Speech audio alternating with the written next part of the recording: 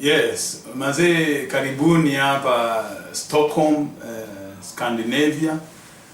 Majina zangu ni Kenneth Munge, mimi ni chairman wa Jubilee, na karibuni kwa hii Jubilee ofisi leo kwa sababu nimepata ma challenges. Leo tutabonga na Sheng. Nimepata ma challenges hapa kutoka kwa watu wengi in diaspora.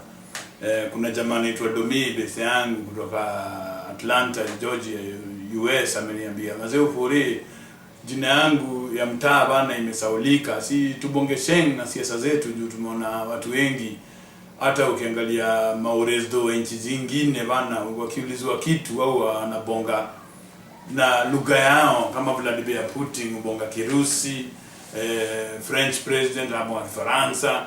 Mazee mbona sisi tubongangi lugha yetu? Mazee nikatekio challenge seriously, nikaona juu mayouth wengi bana sisi watu na support Kenyatta. Wale mayouth wako na akili, mayouth wale wanajua, wako conscious na mambo za nchi yetu vile na mbele. Mazee nikaona mimi kama old school msee wa mtaani lazima mazee nibonge Sheng at least. Na Sheng ni lugha fit bana, juu lazima tuielevate internationally. Ni lugha inabongwa na watu kama 40 million, ukiinclude watu wa kutoka Kenya, ukiinclude watu wa TZ, tumeona mpaka siku hizi mpaka Rwanda, Burundi, UG wanabonga Sheng, hata wasanii wa hiyo area pia wanaimba na muziki na Sheng. Mazee nimeona ni fit bana to emphasize mambo zetu na Sheng, siasa yetu na Sheng. Na leo hii bana mazee niko concerned sana na vile tunaona vitu zina run pale mtaani kulingana na ati sisi tuna support Uhuru na Ruto. Mazee Jubilee ni chama ya maana sana mazee, Mungu ametubariki tuko na chama kama hiyo. Mungu ametubariki na Uhuru, Mungu ametubariki na William Ruto. Mazee tuko na bahati moja deadly kukuwa mazee tuko na watu wako focused kama hao wanatuongoza. Na tunaweza cheki mazee zile achievements Jubilee imebring pale mtaani. Tuko na mazee economy poa pale mtaani bana, tunaona watu wamekuwa mamillionaires. Sisi watu wa diaspora bana sasa hii tunaweza rudi home tukainvest pale. Kuna time ilikuwa hatuwezi rudi mtaani juu kuna shindwa mazee unarudi mtaani, nchi ilikuwa mbaya bana.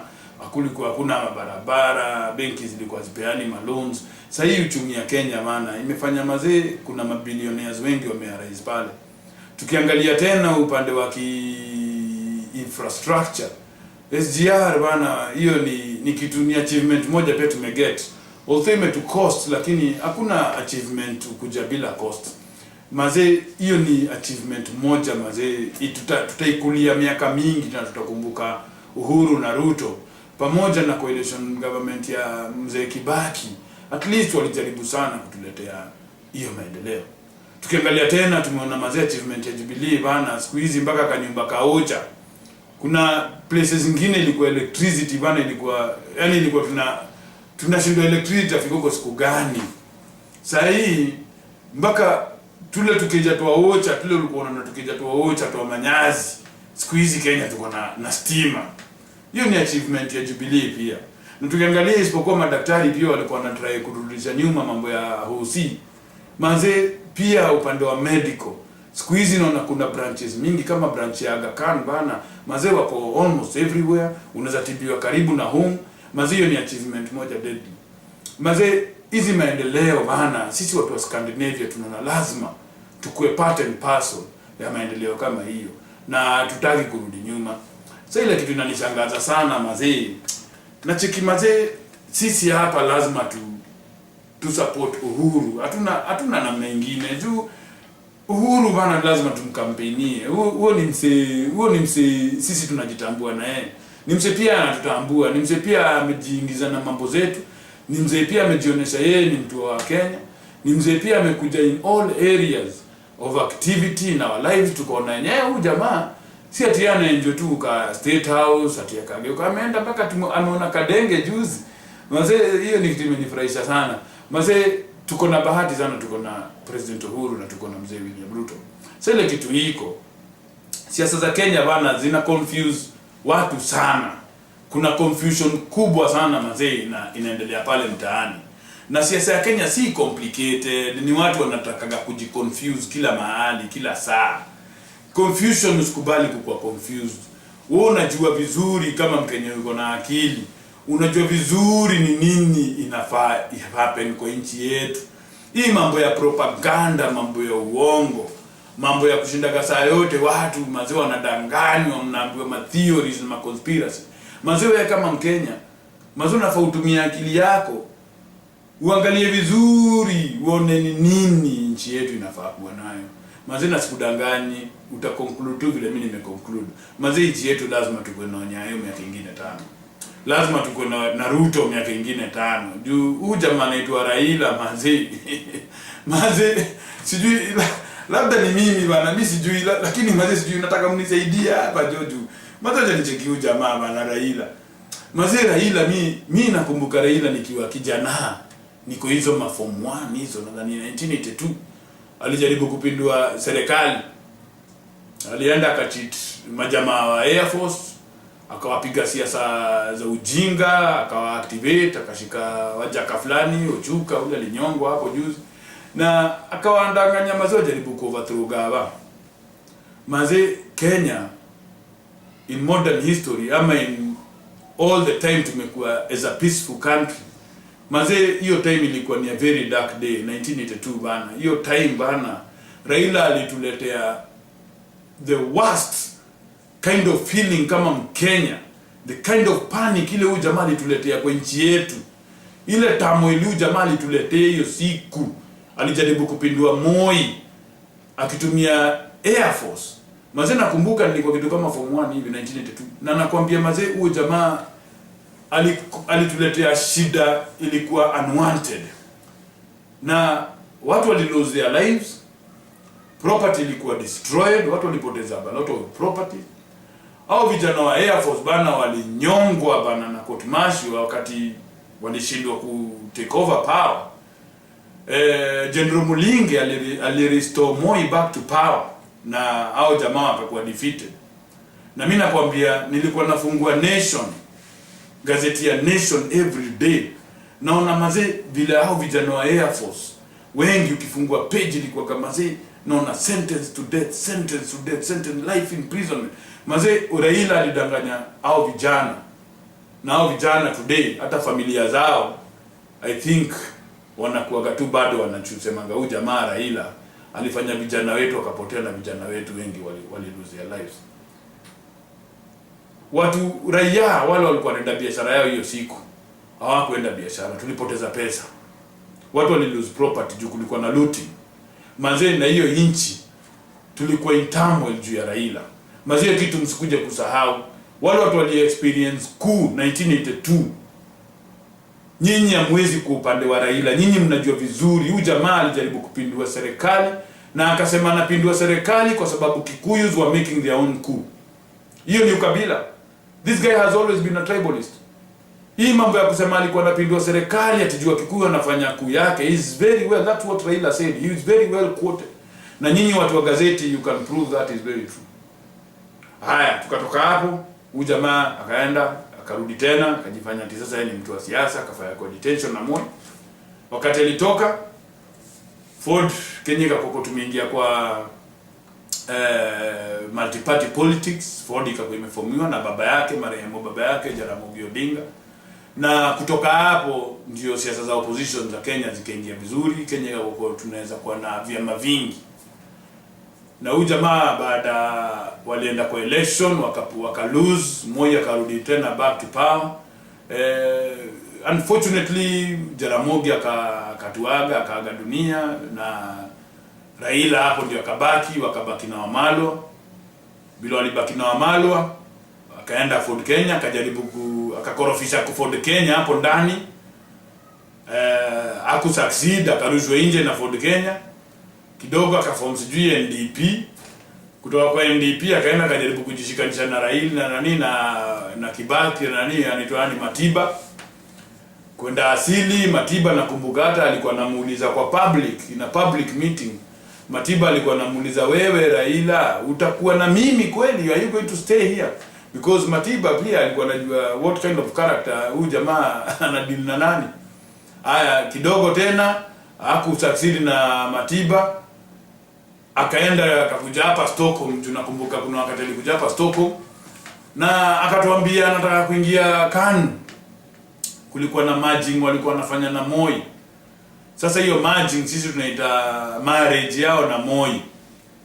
Akaenda National Democratic Party yake, akaenda akaingiza kwa KANU, akaolewa na Moi, akapewa cheo, sijui alipewa ministry, akarudi. Tuko na wajaka fulani wamepromotiwa kwa jeshi, speaker sijui nani huyu jamaa, speaker akakuwa speaker pale, assistant speaker, mjaka nini, wakaenjoy a few Raila, watu wa Raila wakaenjoy kidogo. Lakini kidogo tukaona wamepelekwa Kasarani na Moi pamoja na Kalonzo Musyoka na huyu Musalia Mudavadi. Kumbe Moi alikuwa na plani yake, Moi alikuwa anataka Kenyatta ingie. Wakatumiwa na Moi, wakarushwa nje. Kidogo tena tuko na Raila ametoka hapo, amekimbiza NDP yake, akakuja huko akapata Kibaki.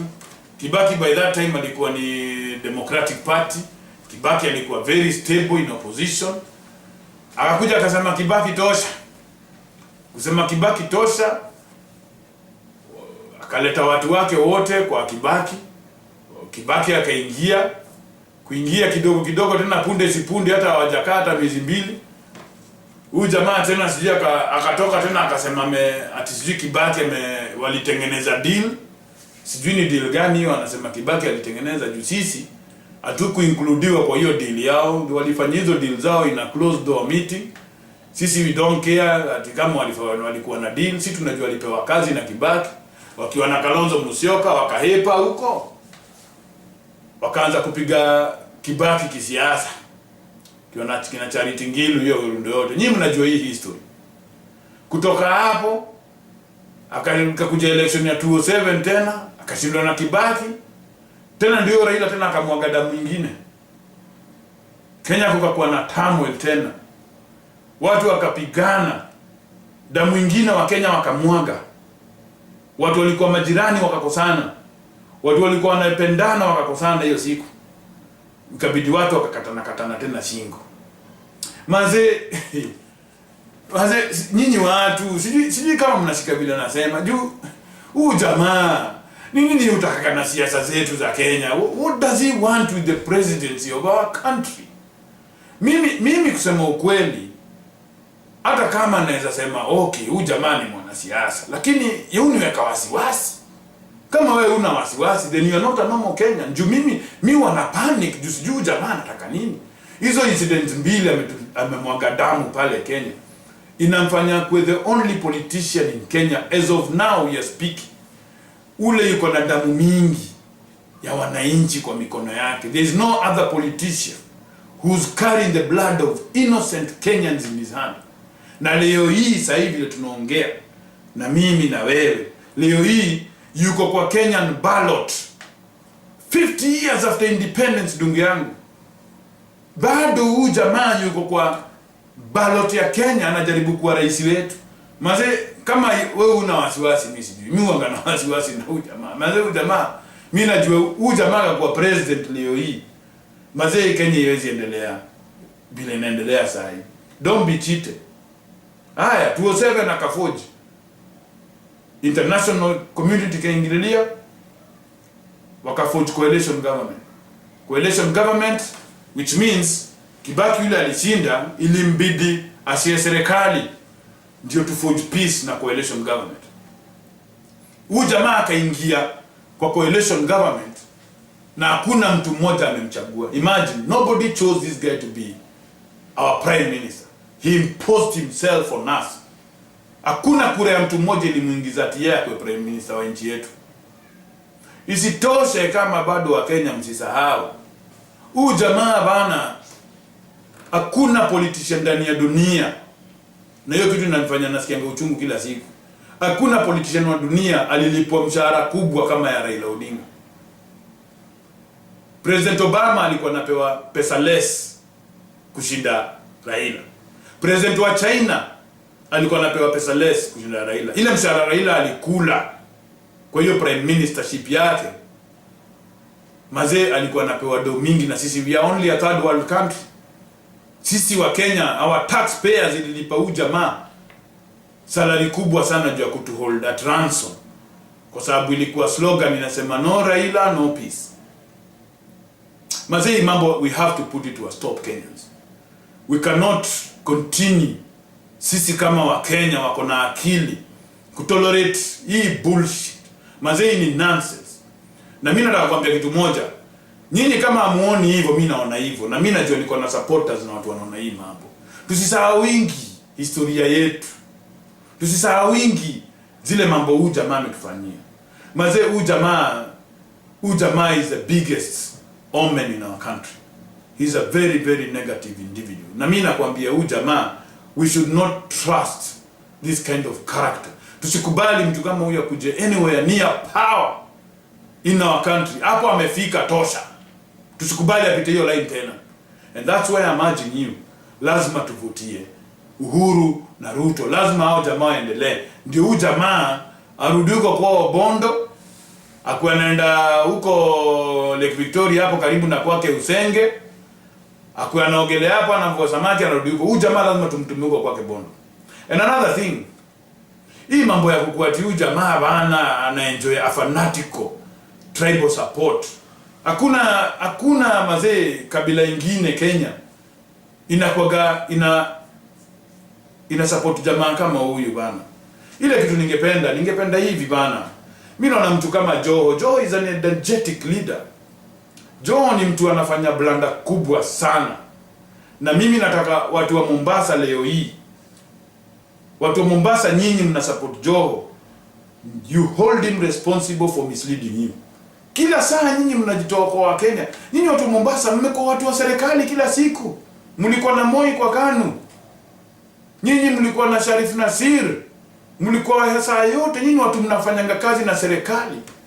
Mbona leo hii amsupport Uhuru? Joho anatoka huko sijui wapi, anakuja nyinyi anaongoza kivyenyu, anawatoa nje ya serikali. Nyinyi watu wa Mombasa, you should hold Joho responsible for misleading you. Mimi nataka watu kama Joho, a very intelligent guy, mtu anajua siasa. You're supposed to be working with Uhuru. You're supposed to be with Ruto. Wewe ni mtu nafaa kunatengeneza nchi, si kuharibu. Angalia Honorable Mutua, ndugu yangu. Honorable Mutua, Governor Mutua ndio anafanya kazi kivyake, but he supports the progressive side because he's an intelligent dude. Mimi nakwambia wewe Joho, we will hold you responsible for misleading Mombasa people. And I think watu wa Mombasa wanafaa kukuona wewe you are a very very negative individual. You are a very negative force. Wewe umebarikiwa, lakini nguvu yako, your energy, you are using it na mtu kama Raila, for Christ's sake. Unatumia nguvu yako kwa mtu kama Raila.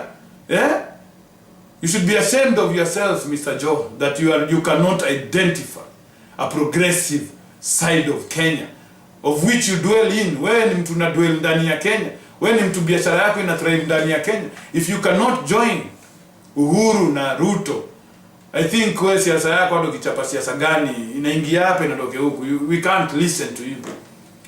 Na wewe mwenyewe unajirudisha nyuma, and I think your advisors watakwambia, mimi nakwambia ukweli. Kuna mtu mmoja kwa hiyo group yako atakwambia huyu jamaa wa Sweden amekwambia ukweli. Get us out of this mess. Toka kwa Raila as soon as you can. It will save your political career in future. And I repeat, it will save your political career in future. If Kenyans continue identifying you with Raila, I'm telling you, your future politically is going to be thwarted. Na sasa hivi, mimi nataka tuongee kitu moja. Unajua, lazima tuangalie history. Lazima tuangalie CV ya huyu jamaa. CV ya huyu jamaa mazee ukicheki bana, unaweza conclude nini kama reactionary opportunists. Yani wewe saa yote unajoin watu, una rebel within wale watu unafanya kazi nao. A reactionary opportunist, a populist opportunist, a communist opportunist. Bana wewe, what politics unacheza ka politics ina gani? In fact, wacha niulize, show me Raila, and I'm challenging you. Show me kitu moja ile umefanyia wa Kenya leo hii. Nionyeshe nyumba moja ile ulitengeneza ukatengenezea hata kama ni hao Wajaluo wako. Show me one monumental thing I can pinpoint and say, yes, this is Raila's venture. Hii ni kitu Raila ametufanyia. Hii maendeleo ni Raila ametuletea. Show me one thing why you should be a president in Kenya. Why we should elect you. Or why umeendelea mbele. Mazee, mimi wa Kenya bana. Mazee, sitaki kuendelea sana. Mazee, nyinyi jazieni. Bana, nchi yetu bana lazima iende mbele. Sasa ile tunataka kumalizia nayo wa Kenya ni mazee, tuliomba Mwenyezi Mungu 2007, tukaomba Mwenyezi Mungu sana. Baada ya 2007 Mungu atupatie leader.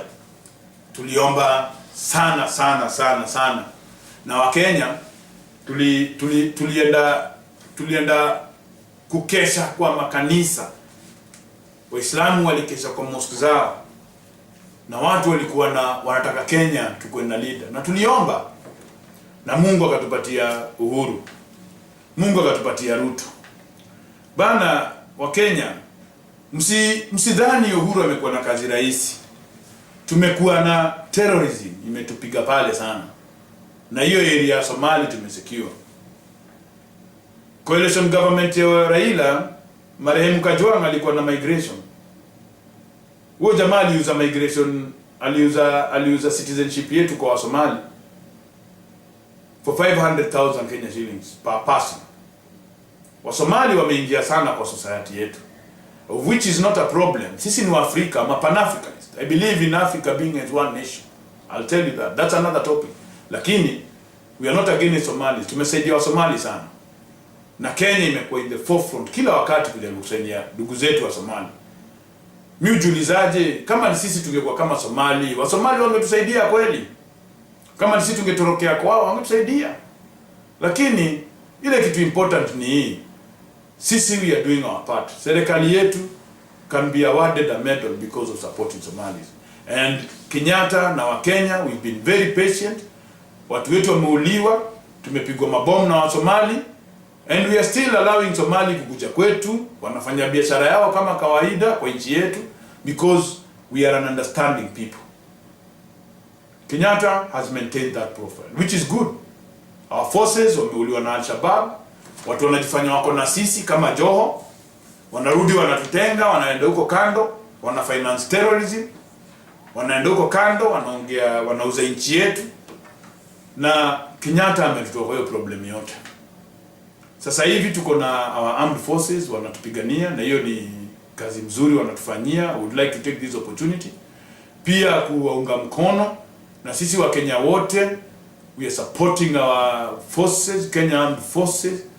Wale wanatulinda na wale wanafanya ujitolea juu chini pamoja na familia zao kufanya ati sisi nchi yetu, mimi na wewe tunaweza lala vizuri usiku. Mimi nashukuru sana hivyo vyote au Kenya Defence Forces wanatufanyia, na pia hapo nashukuru the commanders na wale watu wote wanafanya hiyo kazi. I would like to take this opportunity kuwarudishia, kuunga mkono.